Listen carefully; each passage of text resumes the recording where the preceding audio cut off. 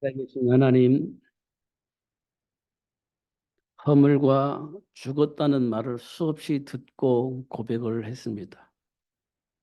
그런데 돌이켜보면 현실이고 사실이 아님을 확인합니다.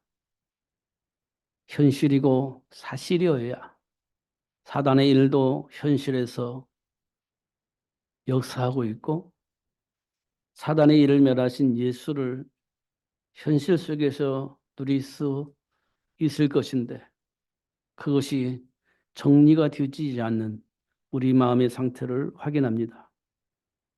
그런 우리를 붙잡고 지속적으로 현실 속에서 영적 사실을 볼 수 있도록 축복하시고 역사하시며 하나님의 배경을 누릴 수 있는 축복을 누릴 수 있도록 우리를 축복하신 하나님, 이 시간 말씀을 통해서 다시 한번 확인할 수 있는 시간이 되어지게 하여 주옵소서. 과거의 우리 체질, 지금 우리 안에 뿌리내려져 있는 여러 가지 생각들, 사상들, 하나님 그 배경이 무엇인지 확인할 수 있게 하여 주시고 벗어날 수 있도록, 그리고 준비된 축복을 누릴 수 있도록 이 시간 성령으로 역사하여 주옵소서. 고백되어질 수 있을 만큼 은혜를 베풀어 주옵소서. 회복될 수 있을 만큼 은혜를 베풀어 주옵소서. 생각과 삶이 바뀌어질 수 있을 만큼 은혜를 베풀어 주옵소서. 밤의 세계 사도 바울의 생각이 바뀔 수 있도록 축복하셨던 것처럼 그런 시간이 될 수 있도록 이 시간 역사하여 주옵소서.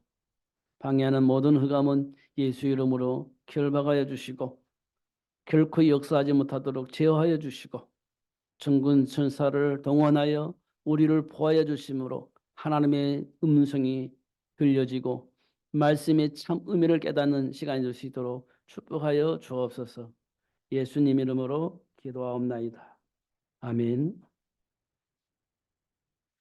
삶 속에서 일어나는 일들은 매우 중요합니다. 그게 현실이고 사실이기 때문에 그렇습니다. 더 중요한 것은 현실 속에 일어나고 있는 그 문제들의 배후를 아는 것이 중요합니다. 우리는 당연히 그런 생각 속에서, 그런 삶 속에서 산다라고 생각을 하고 있고, 체질이기 때문에 어쩔 수 없다고 생각을 하고 있고, 또 감으로부터 내려온 것이기 때문에 어쩔 수 없다라고 생각을 하지만 그 배후가 분명히 있습니다. 그 배후를 알게 된다면 벗어날 수가 있습니다. 그것이 운명과 팔자에서 벗어나는 유일한 길입니다. 우리는 벗어나지 못하기 때문에 운명이라고 말하고 팔자라고 얘기를 합니다. 근데 벗어날 수 있는 길이 있습니다. 우리가 원하는 최고로 행복한 삶, 최고로 부유한 삶을 살 수 있는 길이 활짝 열려져 있습니다. 보기만 하면, 알기만 하면 누구든지 누릴 수 있는 그런 축복이 우리 앞에 와 있습니다. 누구든지 누릴 수 있는 축복입니다. 하나님은 우리에게 차별하지 않는다 하겠습니다. 그렇기 때문에 알기만 하면 누구든지 누릴 수 있는 복입니다. 그런데도 불구하고 우리가 보지 못하고 누리지 못하는 것은 방해하는 자가 있기 때문에 그래요. 그래서 그걸 받아들이지 않게 되어지기 때문에 그런 복을 누리지 못하게 되어진다는 사실을 확인할 수가 있습니다. 그래서 하나님은 우리에게 이렇게 말씀하세요. 우리가 살고 있는 현장을 혼돈하고 공허하고 흑암이 깊음 위에 있다 이렇게 말씀을 하셨습니다. 그래서 우리가 하나님과 함께하는 삶을 누릴 수가 없다는 거예요. 혼돈하고 공허하고 흑암이 깊음 위에 우리가 있기 때문에 하나님의 말씀을 들어도 듣지 못하고 깨닫게 해도 깨닫지 못하고 사실을 알려줘도 인정하지 않는 삶을 살 수밖에 없다라고 얘기를 하고 있습니다. 지금 우리가 그런 배경 때문에 지금 우리 생각이 그렇고 삶이 그렇게 되어지는 겁니다. 사실 우리가 하나님 말씀 듣는다는 말이 굉장히 중요해요. 하나님 말씀을 듣는 자리에 와 있다는 것이 굉장히 중요한 축복의 자리에 와 있는 겁니다. 대부분의 사람들은 잘 안 와요. 왜 안 오냐? 의미가 없으니까요. 듣지 않습니다. 참 안타까운 일이죠. 정말 안타까운 일입니다.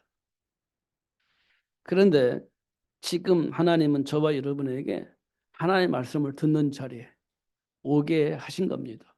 그리고 듣게 하신 겁니다. 이것만으로도 우리는 최고의 복을 받은 겁니다. 예수님이 3년 동안 들로 산으로 다니면서 말씀을 전했어요. 그 현장에 수많은 사람들이 모여들었습니다. 왜 모여들었느냐라고 확인해 보니까 예수님이 세례원 같아서 너무 좋아서 따라다녔다. 이렇게 말씀을 합니다. 어떤 사람은 엘리야 같이 능력이 있는 것 같아서 따라다녔다. 예레미야처럼 사랑이 너무 많은 것 같아서 따라다녔다. 아니야, 선지자 중에 한 사람처럼 메시지가 너무 훌륭해. 그래서 따라다녔다. 이렇게 말을 합니다. 뭔가 맞는 것 같은데 뭔가 오해하고 있는 겁니다. 그 제자들에게 물어보잖아요. 그러면 너희들은 나를 어떻게 생각하느냐? 주는 그리스도시요 살아계신 하나님의 아들이십니다. 여러분, 여러분의 생각은 어떻습니까? 예수를 왜 믿습니까? 세례온 것처럼 정의로워서? 아니면 엘리야처럼 능력이 있어서? 아니면 예레미야처럼 사랑이 많아서? 아니 선지자 중에 한 사람처럼 너무 메시지가 훌륭해서? 혹시 따라다니는 건 아닌가? 이렇게 한번 질문을 해볼 필요가 있습니다. 능력이 나타나면 사람들이 막 추중하고 따라갑니다. 메시지가 너무 멋있고 훌륭하면 또 막 따라다닙니다. 사랑이 막 베풀어지면 사람들이 막 또 따라다닙니다. 그런데 어느 날 시험 들어가지고 또 흩어져 버립니다. 왜 그럴 것 같습니까? 그리스도를 몰라서 그렇습니다.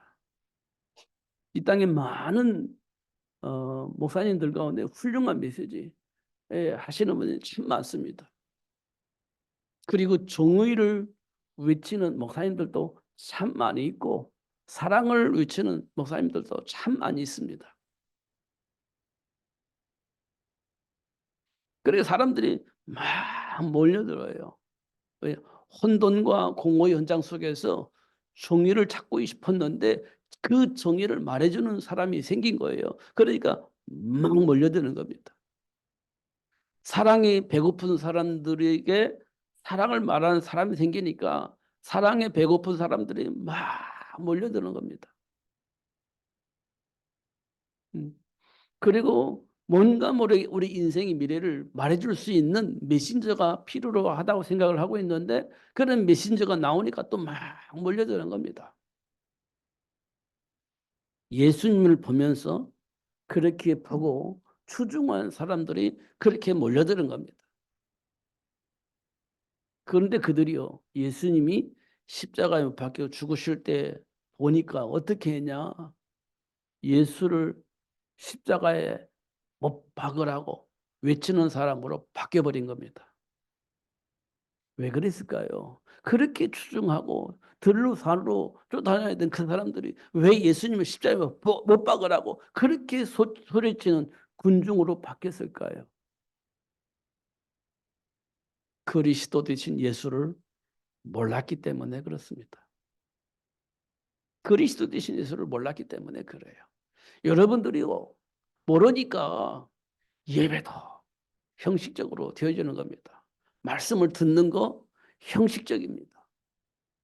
그러니까 힘들고 어려우면 지치면 하나님과 상관이 없는 선택을 하게 되어지는 겁니다. 그잖아요. 그때 우리가 해야 할 일이 있습니다. 말씀 붙잡고 그리스도인 예수를 붙잡고 기도하면서 넘어설 수 있도록 그렇게 힘을 달라고 해야 되는데 우리는 그렇게 안 합니다. 현실에 지쳐서 내 생각에 사로잡혀가지고 하나님 바라보지 않습니다. 기도하지 않습니다. 그냥 무너져 버리는 거예요. 현실이니까요. 우리는 뭐 해야 되겠습니까? 기도해야 돼요. 요셉이 노예로 팔려나갔을 때 기도했습니다. 그걸 넘어설 수 있는 축복을 달라고 내가 모르는 그 모든 것들을 알게 하시고 그 복을 누릴 수 있도록 역사해 달라고 기도하는 겁니다. 힘을 달라고 지혜 달라고 기도하는 겁니다. 요셉이 그랬습니다. 포로로 잡혀간 다니엘이 뭐 했냐? 기도했습니다. 이 현장에서 하나님과 함께 축복을 놓치지 않고 누릴 수 있도록 역사해 달라고 지혜를 달라고 왜곡하는 사단에게 왜곡당하지 않도록 하나님 역사해 달라고 기도하는 겁니다. 그래서 어떻게 했습니까? 하나님 주신 은혜 속에서 결단을 하고 선택을 하는 거죠. 그게 참 누림입니다. 그게 참 누림이요. 방종이 누림이 아니라 하나님과 함께하는 삶을 사는 거예요. 그게 참 누림입니다. 방해하는 사단에게 속지 않는 겁니다. 그게 참 누림입니다.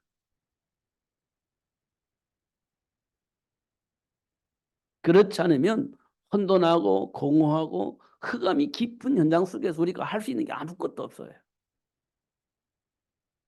아무것도 할 수가 없습니다.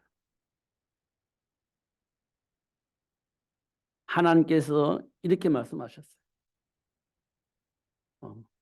혼돈과 공허와 흑암의 깊음에 있는 현장을 향해서 하나님께서 말씀하셨어요. 빛이 있으라. 그러니까 빛이 있었고 그리 되어 있습니다. 하나님 보시기에 좋았더라. 이렇게 되어 있습니다.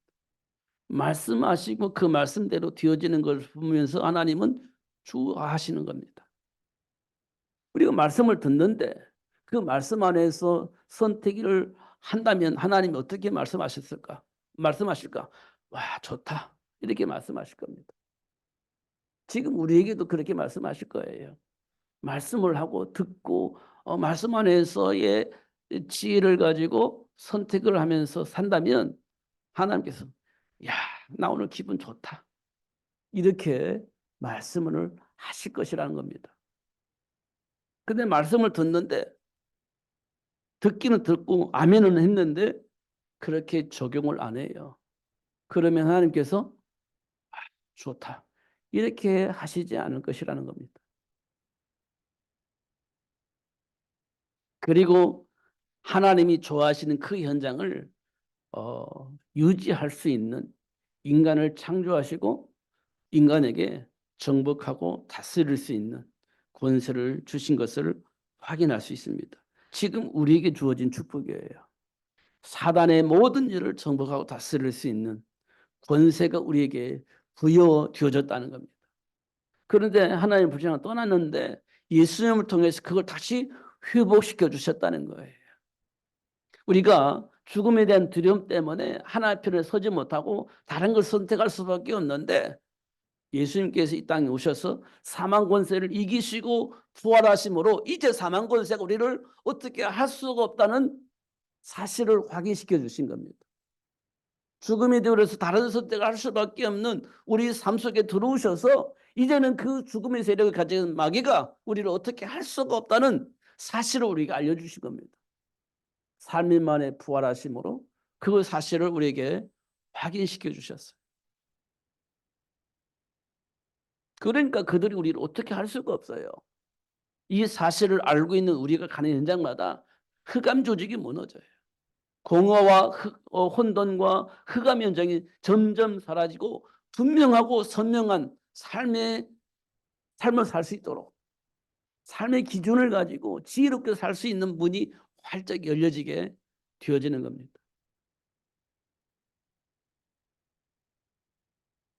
오늘 우리 주일학교 공과에 요셉을 보면서 바로왕 이렇게 말합니다. 하나님이 영어로 이렇게 충만한 사람을 내가 어떻게 만날 수 있었겠냐 이렇게 얘기를 합니다. 하나님이 영으로 충만한 이런 사람을 내가 어떻게 만날 수 있었겠냐 이렇게 얘기를 합니다. 이방인이에요. 애굽의 왕이 요셉을 보면서 하는 얘기입니다. 이 말은 뭘 의미하느냐면 요셉이 바로왕이 가지고 있는 문제 속에 잠을 자지 못하고 고민하고 갈등하고 있었는데 누구도 답을 주지 못하고 있었는데 요셉이 답을 준 거예요. 그러니까 바로왕이 야 하나님이 영으로 이렇게 충만한 사람을 내가 만났구나. 이제부터는 그냥 애굽을 관리를 해라. 이렇게 말하는 겁니다. 이방인 임금이 하나님과 함께하는 요셉을 향해서 나는 이 왕자면 내가 차지할 수 있는 것은 왕자 자리인데 모든 걸 네 맘대로 해라. 이거 얘기를 한 겁니다. 이 말은 뭘 의미하느냐면 문제를 해결할 수 있는 답을 가지고 있는 요셉에게 맡겨버린 겁니다. 애굽이라는 나라를. 그게요. 복음화입니다. 사도 바울을 통해서 로마가 그렇게 복음화되어졌어요. 황제가 즉 우리나라는 이제부터 기독교가 국교다 이렇게 선포하게 만듭니다. 바울을 통해서 준비된 사람들을 통해서 로마가 건강하게 회복되어지니까 이제 우리나라는 국교가 기독교야 이렇게 선포하게 만든 겁니다. 그게 로마 복음화입니다. 전 세계가 예수가 그리스도로 믿고 그리스도 안에 준비된 축복을 누릴 수 있는 그 날이 우리에게 오게 될 겁니다. 그를 위해서 우리는 하나씩 하나씩 준비가 되어져야 돼요. 그 첫 열매가 예수님께서 사망 권세를 이기시고 승리하신 겁니다. 그 열매가 우리 삶 속에서도 맺혀지게 되어질 겁니다. 사단의 일을 멸하신 예수 이름으로 지금 우리를 속이고 공격하여서 하나님 준비한 축복을 누리지 못하게 만드는 그 사단을 결박하고 정복하고 다스리면서 하나님 나라를 회복할 수 있는 축복을 누릴 수 있도록 지금 우리에게 역사를 하십니다. 그러면 그게 분별을 해야 되잖아요. 이게 사단의 일인지 하나님 일인지 확인할 수 있어야 되잖아요. 뭘 가지고 확인하겠습니까? 감정 가지고요? 그냥 생각 가지고요? 그냥 체질 가지고요? 아닙니다. 하나님이 주신 언약을 통해서 분별해야 됩니다. 그래야 왔다 갔다 하잖아요. 언제는 맞고 언제는 틀리고 언제는 성령이 있는 것 같고 언제는 마귀의 인도가 있는 것 같고 그게 이제 지금까지 우리가 가지고 있는 감정의 믿음이었기 때문에 그래요. 문제가 오면 저주 같고 내가 원하는 것이 열매로 나타나면 복인 것 같고 막 흔들리는 겁니다. 과연 그럴까요? 가인이 하나님께로부터 복을 받았을까요? 모든 걸 잘 되었으니까요. 어. 소돔과 고모라가 행복했을까요? 자기가 원하는데 모든 걸 할 수 있었으니까요. 어. 우리가 그렇게 감정적으로 생각하면 헷갈립니다. 분별할 수가 없어요. 하나님 신 언약 안에서 보면 소돔과 고모라는 망할 짓이었습니다. 근데 우리가 볼 때는요. 우리가 원하는 대로 모든 걸 할 수 있으니까 행복한 시대를 만난 것처럼 보이는 겁니다. 과연 그럴까요? 그러니까 하나님이 주신 언약 안에서 나를 보는 거예요. 그게 굉장히 중요합니다. 그래서 하나님이 분별할 수 있도록 하나님과 함께한 삶을 누릴 수 있도록 언약을 주신 겁니다. 언약 안에서 나를 보는 거예요. 내 생각과 나의 현장을 보는 겁니다. 그러면 마귀의 일도 볼 수 있고 하나님이 나를 왜 부르셨는지 나를 이곳에 왜 보내셨는지 답을 얻는 그런 축복의 시간이 되어지게 될 겁니다. 결국 하나님이 약속하신 복을 누리면서 땅끝까지 그리스도가 예수임을 증거할 수 있는 증인으로 살게 되어지는 일이 벌어지게 될 겁니다. 우리가 삶 속에서 느끼는 한계가 있습니다. 한계를 느껴요. 그때 그 한계의 배경을 아는 것이 중요합니다. 내가 지금 한계를 느끼고 막 힘들어 하잖아요. 좌절하고 그런 상황이 되잖아요. 그때 그 배경이 무엇이 있었는가? 나는 왜 이런 한계 속에서 낙심하고 좌절하면서 살 수밖에 없는가? 그 배경을 아는 것이 중요하다는 겁니다. 로마 3장 24절에 23절에 보니까요. 하나님의 영광이 이룰 수 없대요. 왜냐? 하나님을 불신하니까 하나님과 함께하는 삶을 살 수가 없다는 겁니다. 왜 우리가 하나님을 불신하죠? 환경이 그래요. 지금 상황이 그래요. 그러니까 나도 모르게 막 원망불평하며 사는 겁니다. 왜 그럴까요? 하나님의 말씀을 불신하니까. 하나님의 말씀을 불신하니까 나도 모르게 막 원망불평하는 거예요. 환경이 그래요. 지금 상황이 그렇다 이 말이에요. 그래서 하나님의 영광이 이룰 수가 없어요. 아브라함이 그랬어요. 지금 만나니까 상황이 그러잖아요. 어쩔 수가 없잖아요. 근데 그 안에는 뭐가 있어요? 하나님이 주신 말씀에 대한 불신앙이 있어요. 현실은 사실이니까 어쩔 수가 없잖아요. 근데 그 안에는 불신앙이 있어요. 그게 하나님의 영광이 이룰 수가 없는 겁니다.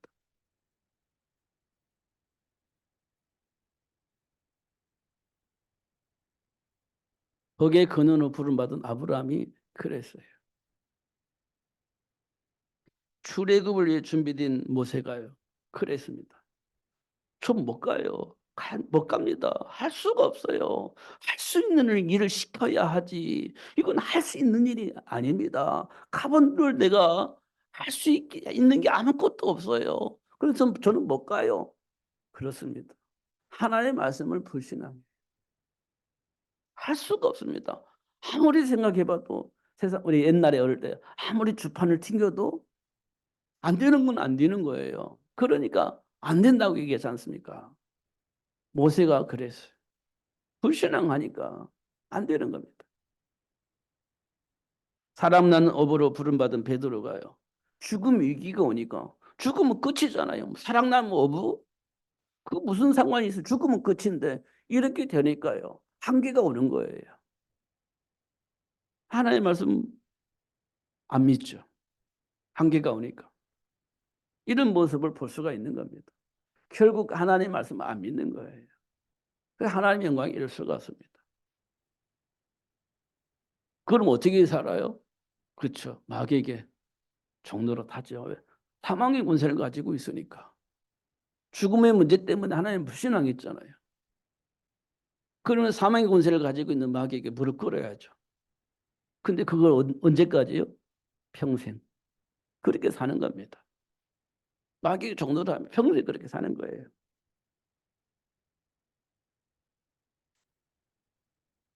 마귀가 시키는 대로. 그래서 운명과 팔자 같은 삶을 사는 거예요. 본질상 진노의 자녀로 사는 겁니다. 그게 지금 우리들의 삶 현장에 그대로 노출되어져 있는 겁니다. 우리가 그렇게 살고 있어요, 지금. 돌이켜보면 정말 그렇게 살고 있습니다. 하나님과 가까워지려고 노력을 하지 않습니다. 그냥 현실대로 사는 거예요. 마귀가 시키는 대로 사는 겁니다. 본질사를 진노 자녀 그렇게 사는 거예요. 나는 안 돼. 그러면 안 되는 거예요. 나는 할 수 없어. 그렇게 되는 거예요. 나는 무능해. 그렇게 사는 거예요. 평생을. 할 수 있는 게 아무것도 없어. 그럼 아무것도 하지 않고 사는 거예요. 그렇게 사는 겁니다. 지금 그렇게 다 노출되어져 있고 그렇게 살고 있습니다. 그게 사실인 것처럼 착각하고 사는 겁니다. 근데 한 번만 돌이켜서 보면 그 모든 것들이 사단에 의해서 만드는 작품이라는 사실을 알게 되어지고 그 문제를 예수님께서 해결하시기 위해서 이 땅에 오셨다는 사실을 알 수 있게 되어집니다. 그러면 모든 것이 다 회복되어지는 겁니다. 이게 생각의 변화예요. 그걸 보고 우리는 전환점이라고 합니다. 그게 우리에게 반드시 필요해요. 그 전환점을 맞은 사람은요, 반드시 모든 것이 회복되어지게 되어 있습니다. 제가 어릴 때요, 듣는 얘기가 많았어요. 많이 들었어요. 용, 개울에서 용난다? 개천에서 용난다? 이 말을요, 많이 들었어요, 어릴 때. 어. 왜냐면 제가 어릴 때요, 우리나라가 힘든 상황이었어요. 보릿고개? 뭐 이런 거. 어. 그런 거 있는 시기에 있습니다. 그런데 어떻게든 극복해 보려고 뭐 했냐? 열심히 공부해라. 이렇게 얘기했어요. 왜냐? 개천에서 용 나와야 돼. 이렇게 얘기했습니다. 그래야 우리 가문도 살고 나라도 할 수 있어. 그러니까 뭐 해야 돼? 공부해야 돼. 그래서요, 부모님들이 막 논 팔고 뭐 이렇게 밥 팔고 막 소 팔고 해가지고 공부시켰어요. 개천에서 용 나와야 되니까. 그렇게 했습니다. 그래서 지금 그래도 보릿고개는 넘어간 것 같아요. 지금 우리나라 보릿고개는 넘어간 것 같아요. 그런데 지금 문제가 또 생겼어요. 왜냐? 보릿고개를 경험하지 않고 쌀밥 먹었던 우리 렘넌트들이 정신을 못 차리고 있습니다. 정신을 못 차리고 있어요. 본래부터 우리가 막 이렇게 잘 먹고 잘 사는 것처럼 착각을 하고 있어요. 이념에 빠지고 사상에 빠지고 이기주의에 빠지고 그래서 연합이 안 되고 하나가 안 되고 그렇습니다. 그럼 어떻게 되겠어요? 어느 날 사분오열이 될 겁니다. 이기적이니까 사분오열이 돼요. 그러면 어떻게 돼요? 망하는 겁니다. 그거를 막으려면 어떻게 해야 되겠어요? 사단 이간질하는 사분오열을 하게 만드는 사단의 일을 멸하신 예수를 붙잡아야 그 현장에서 빠져나올 수가 있습니다. 그럼 건강한 사회가 되는 거고 하나가 되어지는 사회가 되어요. 그러니까요. 우리가 조금만 생각을 하면 그 복을 누릴 수 있습니다. 근데 현실은요. 너무 교묘하게 이간질하면요. 나도 모르게 현실이고 사실이니까 이간질 당해요. 나도 모르게 감정적으로 막 이간질 당하는 겁니다. 여러분 기분 나쁜 소리 들으면 기분 나쁜 거 맞잖아요. 그러면요. 상대방을 볼 때 원수처럼 느껴지잖아요. 그럼 딱 이간질 돼가지고 분쟁을 하게 되어 있는 겁니다. 그런 세상을 누가 만드냐? 사탄이 만드는 겁니다. 그 사단의 일을 멸하신 예수를 통해서만 그게 해결이 되어지는 겁니다. 그래서 하나님이 준비하신 복을 누릴 수 있도록 우리를 사랑하셨고 은혜를 베풀어 주셨어요. 그게 여자의 후손입니다. 사단의 일을 멸하실 여자의 후손. 노예에서 해방되어지게 하시는 여자의 후손. 하나님과 함께하는 삶을 누릴 수 있도록 하시는 여자의 후손. 현장을 복음으로 회복할 수 있도록 모든 것을 회복해 주신 여자의 후손. 이 여자의 후손으로 우리 인생이 완전히 바뀌어지는 겁니다.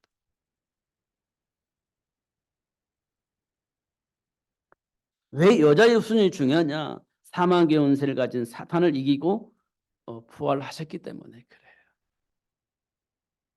그 여자의 후손이 사망 권세를 가지고 있는 사단의 머리를 박살내고 부활하셨기 때문에 그렇습니다. 그리고 그 증거를 어떻게 합니까? 어떻게 해야 돼요? 그거 사실을 어떻게 해야 돼요? 약속을 믿는데 어떻게 표현해야죠? 하나님 어떻게 내가 말해야 그걸 알죠? 그럴 때 하나님께서 우리에게 희생제물 어린 양의 피를 약속하신 거예요. 구약에 보면 계속 희생제물 어린 양의 피를 가지고 하나님께 나아갑니다. 하나님께 나갈 때 희생제물 어린 양의 피를 가지고 나가요. 이게 뭡니까?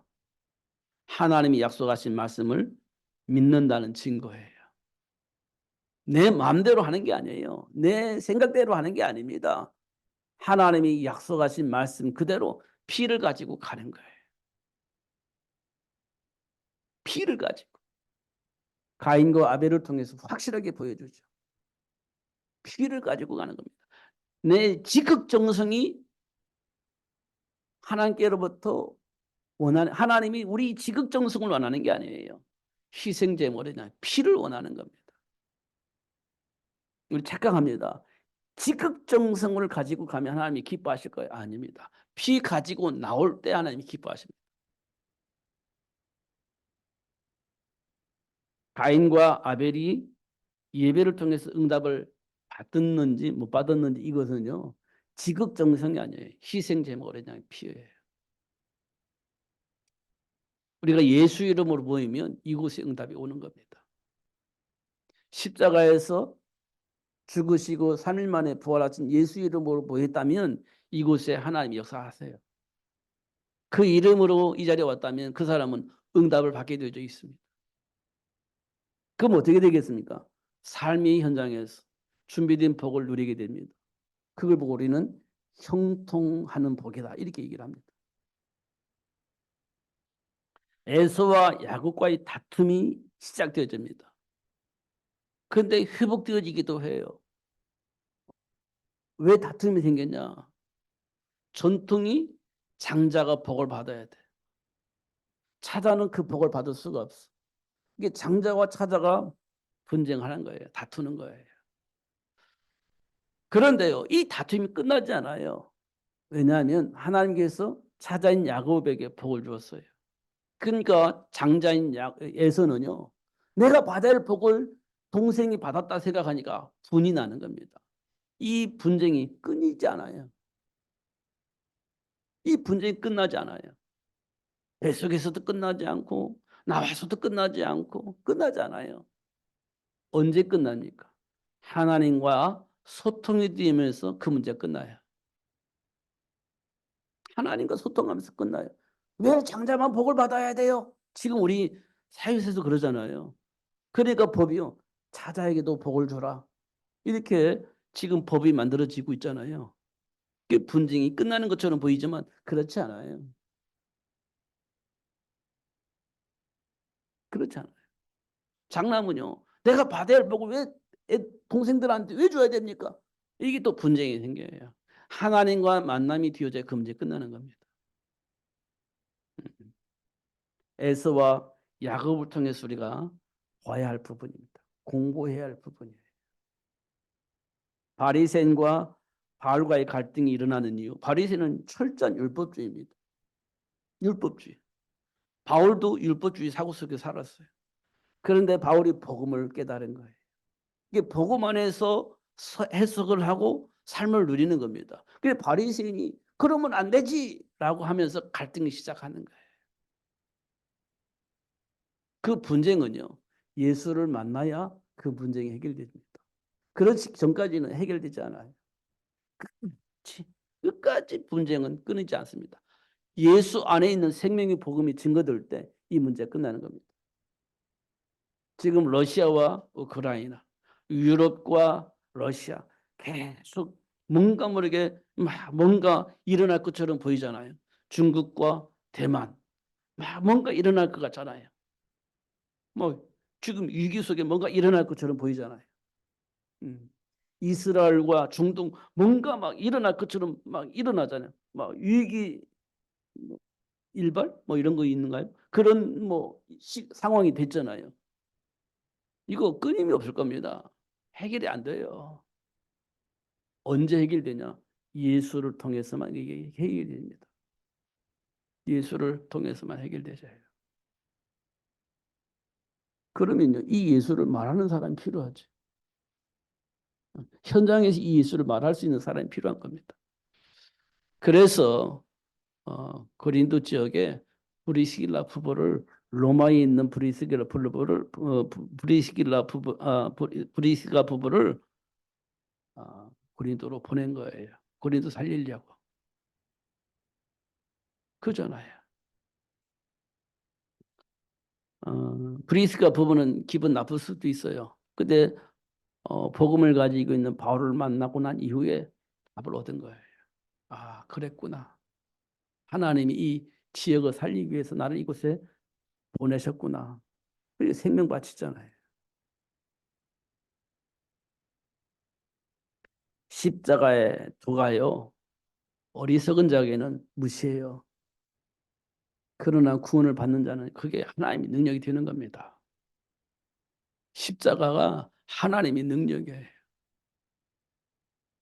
믿지 않는 사람 어리석게 보이지만 하나님의 능력입니다. 이게 모든 것이 회복되어지는 힘이에요. 십자가. 노예 현장에서 해방할 준비된 모습. 그게 희생제물 어린 양의 피, 십자가를 의미하는 겁니다. 그 십자가로 준비된 모세가 출애굽의 역사를 써요. 종교 현장에서 우상 숭배하고 있었던 이스라엘 백성들이 사무엘을 통해서 하나님과 소통이 되면서 우상을 버리고 하나님과 교제를 하게 됩니다. 하나님을 찬양하게 됩니다. 사무엘을 통해서. 그런 일들이 우리 삶 속에 정말 필요합니다. 예수는 믿는데 교회를 다니는데 전부 다 답이 없어서 뭘 가지고 우상을 가지고 있어. 자기 문제, 자기 외로움, 자기 고통, 자기 한계를 극복해 줄 수 있도록 하나님 역사해달라고 하면서 우상을 다 가지고 있는 겁니다. 하나님과 함께한 축복 모르고 있기 때문에 뭔가 자기 문제 해결하려고 막 붙잡고 있는 거예요. 그 현장에 사무엘을 통해서 미스바 운동이 일어났어요. 하나님 나와 함께 계신다는 사실을 알게 된 거예요. 그러니까 우상 버리고요. 하나님의 배경을 누리며 살게 되어지는 축복이 일어납니다. 그게 십자가의 도예요. 근데 사람들은요, 이거 없으면 어떻게 살아? 뭐 이렇게 되는 거예요. 그러니까 전부 다 내가 원하는 것, 내 인생을 이렇게 설계한 미래를 위해서 전부 다 우상을 다 가지고 있는 거예요. 하나님과 상관이 없잖아요. 그런 현장 속에 하나님께서 사무엘을 통해서 미스바 운동을 통해서 하나님과의 관계를 회복할 수 있도록 그렇게 축복하신 것으로 확인할 수 있어요. 그게 십자가의 도입니다. 결국은 그리스도 예수 안에 있는 축복을 모르면 결국 장악이 돼요. 그걸 보고 우리는 속국이라고 하고 노예라고 얘기를 합니다. 그 현장을 바꿀 수 있어요. 복음으로, 생명으로 바꾸게 되어집니다.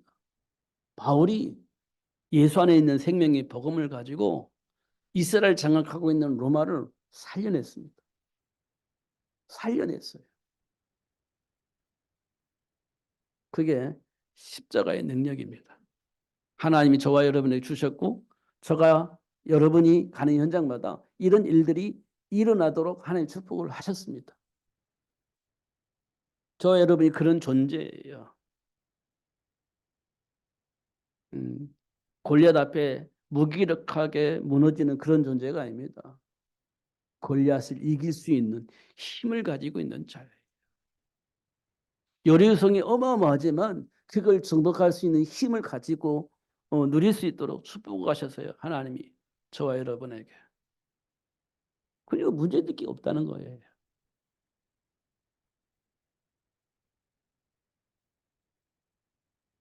하나님 자녀에게 주신 권능은요. 내 힘 아니에요. 그리스도 대신 예수 이름으로 하나님이 주신 권능을 누릴 수 있어요. 예수 그리스도 이름으로만 그 권능을 누릴 수 있어요. 그래서 하나님께서 우리에게 세계 복음을 위해 준비된 자에게 주신 사명이 있어요. 저와 여러분에게 주신 사명이에요. 너희는 가서 모든 민족을 제자로 삼으라. 이게 하나님 자녀에게 주신 사명이에요. 너희는 가서 너희는 온 천에 다니며 만민에게 이 복음을 증거해라. 이게 지금 저와 여러분에게 주신 사명이에요. 너는 이 사람들보다 나를 더 사랑하느냐? 예수님께서 질문해요. 그러니까 베드로가 예, 사랑합니다. 내가 주님을 사랑하는 줄 주님이 아시잖아요. 내 어린 양을 먹이라 그랬습니다. 세계 복음화를 위해서 하나님이 우리에게 주신 사명이에요. 너희는 가서 모든 민족을 온천에 내면 만민에게 그리고 어린 양을 먹여서 1천만 제자를 만들어서 237 나라 5천 종족을 살리는 삶을 살 수 있도록 우리를 축복하셨다는 거예요. 이 말을 알아들었던 에스더, 죽음은 죽으리라, 이렇게 고백을 해요. 이 말을 알아들었던 바울은요, 모든 것을 배설물로, 이 말을 알아들었던 다니엘은 그리 아니하실지라도 이렇게 고백을 하면서 하나님이 원하시는 그 삶 속으로 들어갑니다. 봐보세요. 그러니까 어떤 일이 벌어지죠? 하나님이 약속하신 그 축복이 환하게 비춰오는 겁니다. 어둠이 떠나갈 수 있도록, 하나님 나라가 회복될 수 있도록 하나님 역사하시는 걸 확인할 수 있어요. 이를 위해서 예수님이 십자가에 못 박혀 죽으시고 3일 만에 부활하셔서 지금 성령으로 우리와 함께 계시는 겁니다. 그 안에 들어가면 어둠이 떠납니다. 저주와 재앙이 떠납니다. 하나님이 약속하신 축복들이 삶 속의 열매로 나타나게 되어집니다. 사람들이 보고, 요셉을 보고 바로왕이 고백한 것처럼 하나님이 영어로 이렇게 충만한 사람을 내가 본 적이 없다, 그런 말을 듣게 될 겁니다. 하나님 우리에게 주신 축복이에요. 놓치면 안 됩니다. 이 축복을 누가 막아요? 막을 수가 없습니다. 막으면 막을수록 그리스도가 더 환하게 드러납니다. 더 확실하게 드러납니다. 그러니까 막지를 못해요. 막을 수가 없어요. 막으면 막을수록 더 드러나. 막으면 막을수록 더 확장되어져. 그러니까 아무것도 할 수가 없는 겁니다. 그렇다고 해서 하나님 나라가 확장이 안 되냐? 계속 확장돼요. 막으면 더 확장돼. 그게 사탄의 일입니다.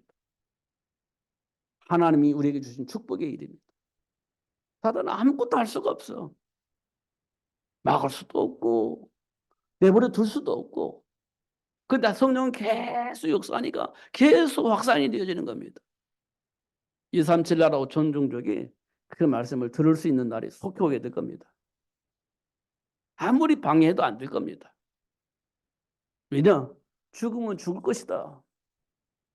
배설물 여기고 욕심 버리고 오직 그리스도를 따라가니 이게 안 될 수가 없어요.